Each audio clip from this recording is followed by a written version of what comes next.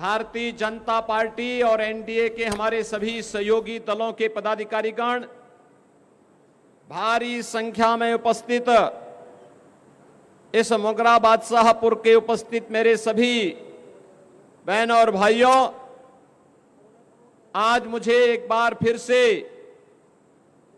जौनपुर की इस धरा पर जौनपुर संसदीय क्षेत्र से जुड़े हुए मतदाताओं से अपील करने का अवसर प्राप्त हो रहा है।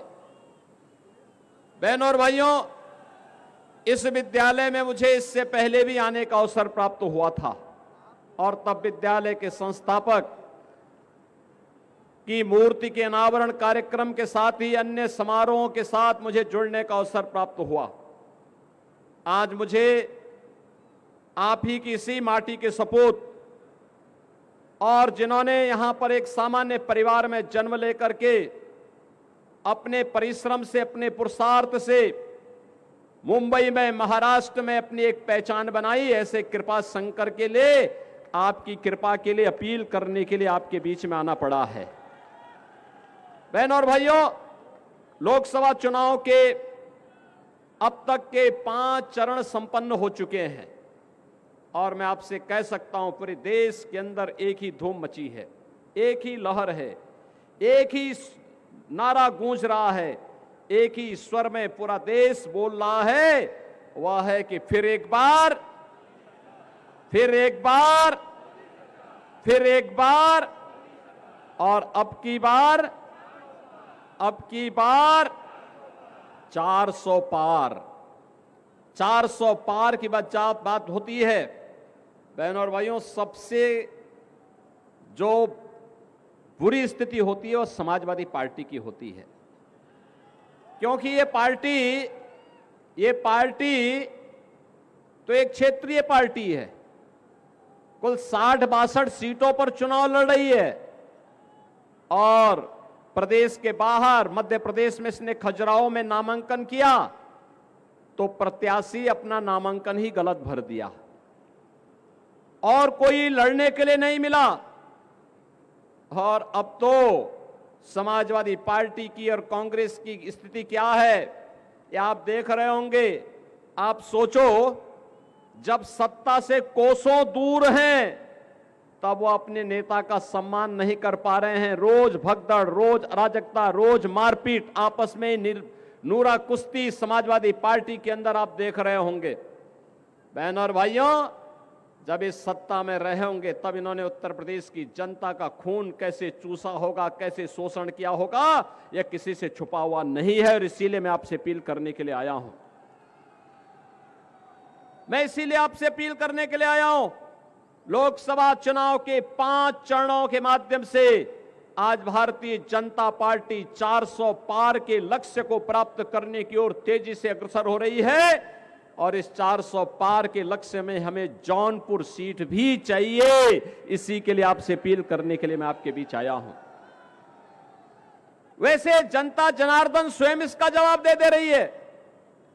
जनता कह रही है 400 पार मोदी जी को इसलिए मिलेगा क्योंकि जनता की भावनाओं का उन्होंने सम्मान किया। तो ये सपा कांग्रेस के लोग पूछते हैं कौन सा सम्मान, तो जनता कहती है जो राम को लाए हैं हम उनको लाएंगे। तो राम को लाने वाले कौन हैं? मोदी जी।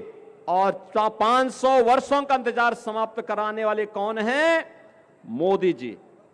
और बहनों और भाइयों, आपने देखा होगा, एक तरफ राम भक्त हैं जो राम के प्रति अपना सर्वस्व न्यौछावर करते हुए भारत को दुनिया की एक बड़ी ताकत बनाना चाहते हैं।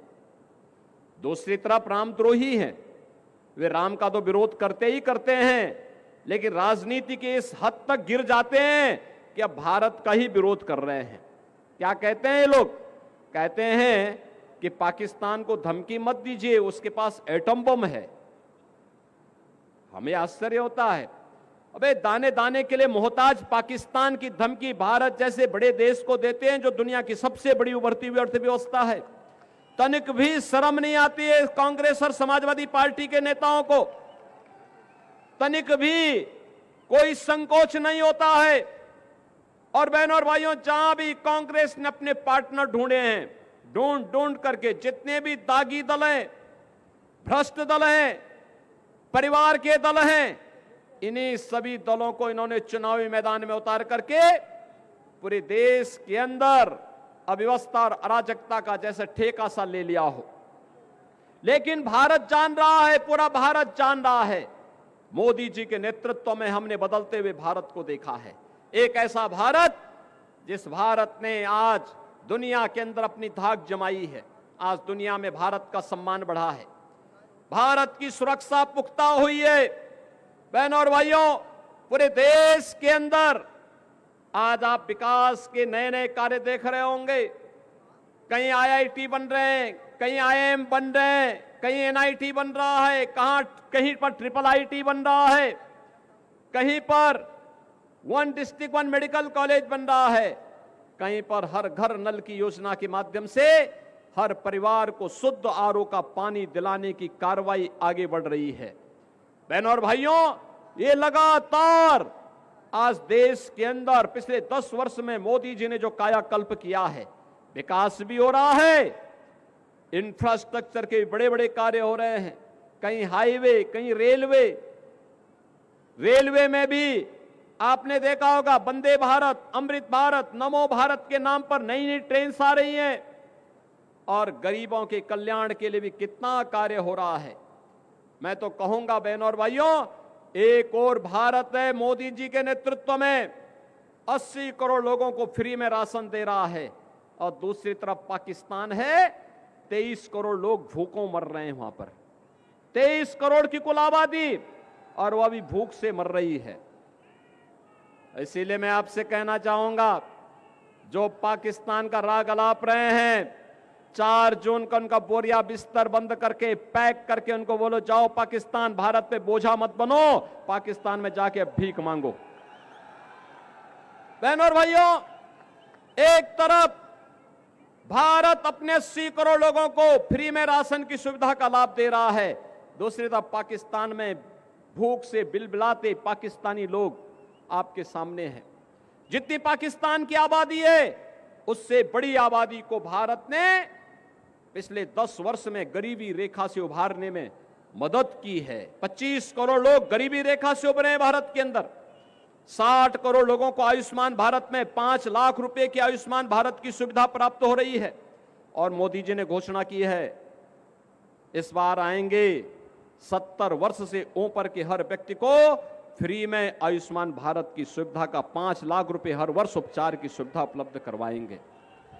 बहनों और भाइयों, 12 करोड़ किसानों को किसान सम्मान निधि, उत्तर प्रदेश में 1 करोड़ निराश्रित महिला, बुजुर्ग और दिव्यांग जनों को 1000 रुपए हर माह पेंशन की सुविधा, देश के अंदर 12 करोड़ गरीबों के घर में शौचालय, 10 करोड़ गरीबों के घर में उज्ज्वला योजना का सिलेंडर पहुंच गया, और 4 करोड़ गरीबों के मकान भी देश के अंदर बन गए। और मोदी जी ने घोषणा की है, इस बार आएंगे तो बाकी बचे हुए गरीबों का भी मकान बनाएंगे। बहनों और भाइयों, एक तरफ गरीब कल्याण का कार्य करने वाली मोदी सरकार देश के विकास को दुनिया के सामने, भारत को आत्मनिर्भर और विकसित भारत की आधारशिला रखने के लिए बड़े बड़े इंफ्रास्ट्रक्चर के कार्य देश के अंदर हो रहे हैं, और दूसरी तरफ राम का विरोध करके रामद्रोही वे लोग हैं जो भारत का विरोध करते हैं, भारत में जातिवादी और परिवारवादी राजनीति करते हैं। पहले जाति के नाम पर आपको लड़ाएंगे, फिर आपके हिस्से का बंदर बांट करवाने का काम करेंगे। यही तो काम किया था इन्होंने, यही तो काम कर रहे हैं, यही तो इनके कारनामे हैं। आज मैनिफेस्टो पढ़िए कांग्रेस और समाजवादी पार्टी का। ये मैनिफेस्टो इंडी गठबंधन का क्या बताता है? ये मैनिफेस्टो बताता है, इन्होंने कहा है कि अगर कांग्रेस की सरकार आई तो अनुसूचित जाति, जनजाति और पिछड़ी जाति के आरक्षण को ये लोग मुसलमानों को दे देंगे। क्या आप इसको स्वीकार करेंगे क्या? अरे तो बाबा साहब भीमराव अंबेडकर का अपमान है, भारत की मूल भावनाओं का अपमान है। बाबा साहब भीमराव अंबेडकर ने कहा था, धर्म के आधार पर भारत के अंदर आरक्षण नहीं हो सकता, क्योंकि यही आधार देश के विभाजन का कारण बना था।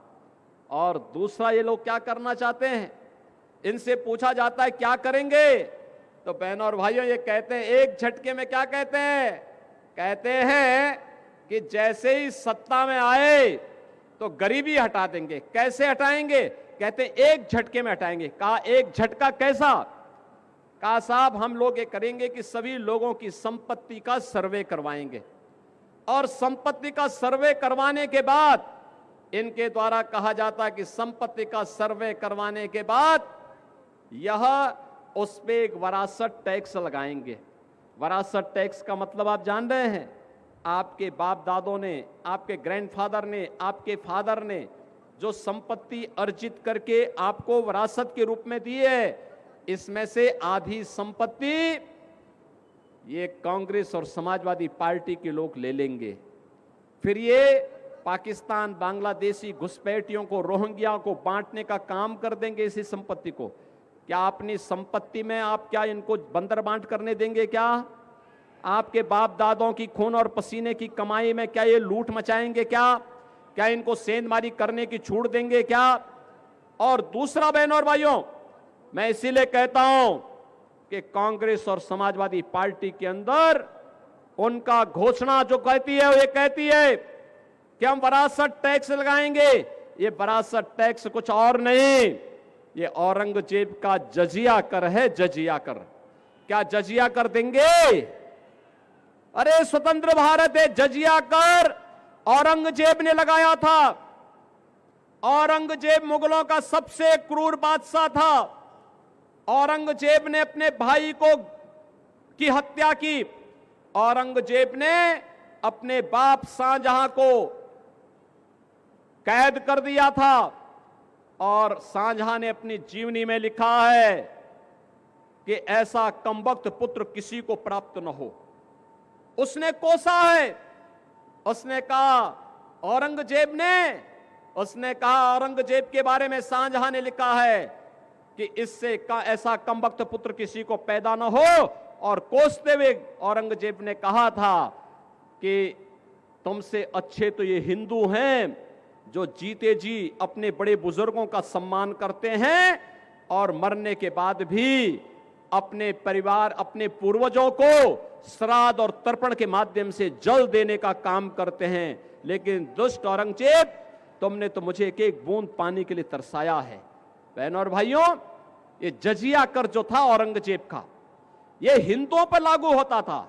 वो कहता था हिंदुओं को कि तुम या तो मुसलमान बन जाओ और नहीं तो तुम्हें जजिया कर देना होगा। बहनों और भाइयों, हमें कांग्रेस और समाजवादी पार्टी के इस गठबंधन के माध्यम से जो औरंगजेब की आत्मा आज घुस रही है, इसको पूरी तरह बेनकाब करना होगा। और इसीलिए हम लोग आए हैं आपके पास। ये जौनपुर संसदीय सीट पर भारतीय जनता पार्टी ने यहां से श्री कृपा शंकर सिंह जी को अपना प्रत्याशी बनाकर के आपके बीच उतारा है। कृपा शंकर जी चुनाव जीत के जाएंगे? मुगरा बादशाह की आवाज में बोलो, जाएंगे? दोनों हाथ, जहां तक मेरी आवाज जा रही है, जहां तक आवाज जा रही है, दोनों हाथ ला करके बोलो, मुझे बताओ, आश्वस्त करो, चुनाव जिता के भेजेंगे कृपा शंकर जी को? भेजेंगे। लेकिन इसके लिए आपको दो काम करने होंगे। आज 21 तारीख हो गई ना? क्या आज 22 है? 22 है ना आज? ठीक, चलिए आप याद रखते हैं। तब तो मैं आश्वस्त हूं कि 25 को सही समय पे वोट देने जाएंगे। तो आज 22 हो गई, 23 और 24 2 दिन का समय आपके पास है। इन 2 दिनों में कितने लोग ऐसे हैं जो कमल चुनाव चिन्ह के साथ फिर एक बार मोदी सरकार बनाने के लिए 10-10 घरों में जाकर के प्रत्येक सदस्य से मिलकर के कमल खिलाने का आग्रह कर सकते हैं? कितने लोग हैं? अभिनंदन आपका, आप तो पूरा ही मुगरा बादशाहपुर तैयार है। बहनों और भाइयों, 10-10 घर में 2 दिन में 20 घर में कवर करते हुए 25 मई को प्रत्येक परिवार को, प्रत्येक मतदाता को, वयस्क मतदाता को मतदान केंद्र पर ले जाकर के कमल खिलाने की आवश्यकता है। खिलाएंगे, खिलाएंगे बहन और भाइयों, कमल खिलाएंगे। और जिन लोगों ने पानी के लिए तरसाया है, पहचान के लिए तरसाया है, जिन लोगों ने विकास के लिए तरसाया है, जिन लोगों ने उत्तर प्रदेश के विकास को बाधित करते हुए माफियाओं को संरक्षण दिया है, ऐसी समाजवादी पार्टी की जमानत को जब्त करवाने का काम करेंगे करेंगे। तो फिर मेरे साथ बोलेंगे, भारत माता की, भारत माता की, भारत माता की जय श्री राम, जय श्री राम, जय जय श्री राम। भारतीय जनता पार्टी के जिलाध्यक्ष जय श्री राम के नारे के साथ सीएम योगी आदित्यनाथ ने अपनी वाणी को विराम दिया।